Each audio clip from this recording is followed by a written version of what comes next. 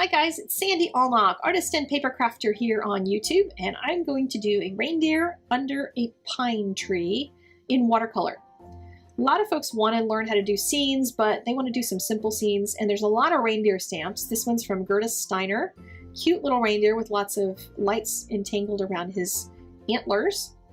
And I've stamped my sentiment kind of kitty wampus up there, and I'm going to do something that I did in the blue-footed booby card that I did earlier this summer, because it was a lot of fun, and it'll be a great way to do it as well on a Christmas card. It also is a way that you can use those stamp sets that have multiple words in the sentiment itself, but you don't really want to worry so much about getting everything perfectly straight. If you're not using a MISTI and you're just going to use your block to stamp them and you're not stamping them really straight, if you make them purposely a little bit kitty wampus and do the signage that I'm going to do with them, it's a great cheat. So there you go. I am just watercoloring my little guy here and just adding other colors to him, trying to decide how much of the darker brown versus how much of the quinacridone burnt scarlet that I want to use in there, or burnt orange, sorry, and a sepia. And then I'm going to use whatever's left to make some signage. And I'm just scribbling over top of them. You could actually do that portion after drawing the lines on, which I'm going to do later, but I tend to like to do the watercolor portion first, because then it gives me a little more control over where my lines are going to be when I'm drawing on a card. But I'll also show you another way to do it as well. Mixed up some other colors to use for the antlers. I'm using some let's see, that was Quin Gold, which is no longer going to be made. Just so you know, quinacridone gold is out. There is no more pigment left. I'm very sad. I'm heartbroken. However, there's going to be a replacement. I just have not seen the replacement yet. So hang tight if you are a Quin Gold lover. I think I have like 8 tubes. When I heard that they were not going to be making it anymore, I stockpiled. But there you go. Anyway, so now I'm going to start coloring in all of the things that are hanging off of his little antlers, and just kind of spreading the colors around and leaving a little highlight, just a little white spot on each one of these. I'm not going to do major shading or anything on this, because the focus is going to be on the fun tree and the scene that I'm going to be creating. I just want to give enough interest to each one of these little things that it's not going to be boring when you look at that portion, but there's just a little tiny bit of variance in color in my reindeer, and then I'm just going to leave these sparkle highlights. You could actually just paint them in and then draw a white highlight with a pen after it's fully dry, and that would be another way to approach something like this. Sometimes that's easier than trying to leave a little bit of a sliver of a highlight. I'm using a number 8 brush, by the way, and I tend to use the 8 and the 12 the most. And when I'm doing little images like this, I can get that brush, really, it's got a super fine point, so even though might feel like a large brush if you're used to a 2 or a 4, it's going to give you enough to work with of a point. Now the snow that I put under there, the brown wasn't completely dry, so it started bleeding, so I wiped it off with a baby wipe. Thank you, baby wipes, for being able to do that. And switched over to working on the portion that was dry, which is the signage. And I'm taking a Sharpie. You can also use a micron pen, anything that's waterproof. And I drew lines around it. And then I started drawing the pine tree. Now, a pine tree is really easy to draw, just the trunk of a pine tree. You're going to draw vertical lines. And what I ran into here was that the vertical lines were running into the same place where the lines of the stamp were. So I started adding more lines in there so that I could move it away from being the edge of the tree being at the edge of where that line is, because I wanted that to not look weird. So when you're drawing something, think about what elements are around it so that you don't end up creating confusion in the image itself. So I'm just drawing random squiggly lines. I've talked about when you color wood, if you use a dark color with it, you're really going to get rid of a lot of those squiggly lines, but it's going to give you enough texture to make it feel like it's wood.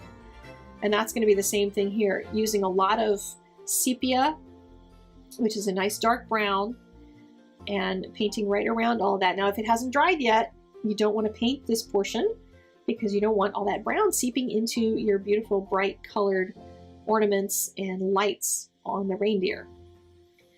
So I'm going to just keep painting around each one of these edges and finish it off.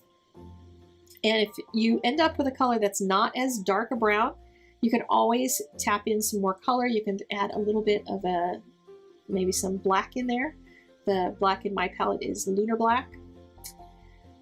And now the reindeer is finally dry enough that I could put his nose in safely. I don't want his nose to bleed all over his face because that would be bad, right? And now I wanted to work on the pine tree portion that's going to hang down. And if you make the pine tree take up much more of the card than this, then you can actually add some snow over it. I opted not to add snow in this particular picture, snow coming down from the sky at least. I'm using the sap green pigment a little bit thicker for these first few branches. And I'm trying to have a few, kind of fussy edges on a few of them. And it's possible to do, as you can see, with the number 8 brush. Don't feel like you have to draw every single one of those pine needles. Just make a few of them enough to start feeling like you've got a little pine bough there. And then I added more water. So adding more water to it is going to give me a lighter color. So I'm going to have a two-tone kind of tree going on here. And I'm going to carry it out a little bit further so that those branches in the front both get softer as well as they look like they're in the front. There looks like there's a difference between the colors. And I'm still going to try to have some of those fussy pine bough edges on the very bottom there, which will still look really cool. You could put the thicker, the heavier, darker pine boughs on top of the whole lighter area. You could do the reverse. But I wanted them to be really soft. I didn't want them to be super hard. You can also draw some details in with a pen as well if you wanted. I decided I needed a little bit of color in the background, and I was mixing up some blue and realized that my blue had a little bit of green in it because I had not washed off my brush all the way. So we have a blue-green background, which, sometimes life happens. That's just the way it goes. And I'm adding just a little bit of color from the snow line upward. And I'm pretending it's the forest back there instead of a blue sky since my color went AWOL on me. And I'm using a little manganese blue to try to do this. And manganese blue is very soft, and the color can be very, very blue unless you touch it to green ink or green paint. And then you end up with issues. So welcome to my world. I wanted a little bit more color, a little stronger pigment, so I touched a little bit of that puddle of phthalo blue. Phthalo blue is a really strong color, so be super careful if you use much of it because it will take over, and it also is going to be hard to get rid of. But I'm just throwing a little tiny bit of that into my pool of manganese, and so it made it just a little bit stronger blue. Gives it a nice contrast to my weird blue-green background. So just adding a little bit of snow down below and just kind of tidying that up a little bit, trying to figure out exactly where I want my brush strokes to go to make shadows. Don't stress out about a lot of it because really if you're making a little bit of light blue down there at the bottom, people are going to read it as snow whether or not it looks like the place where the shadow really should be. But blue communicates like something cold to people, so you're going to be fine even if you don't put it in some kind of a perfect location. Wanted to add a little bit more intensity to the color on the signage.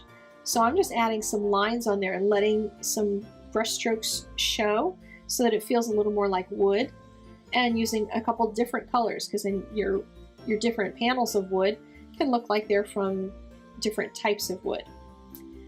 And there we go with the finished card, all done and cute. I mounted it with some dimensional adhesive onto the card base and rounded off the corners at the bottom and put some glossy accents, which you can't really see there, but there's glossy accents on all the ornaments and on his little nose.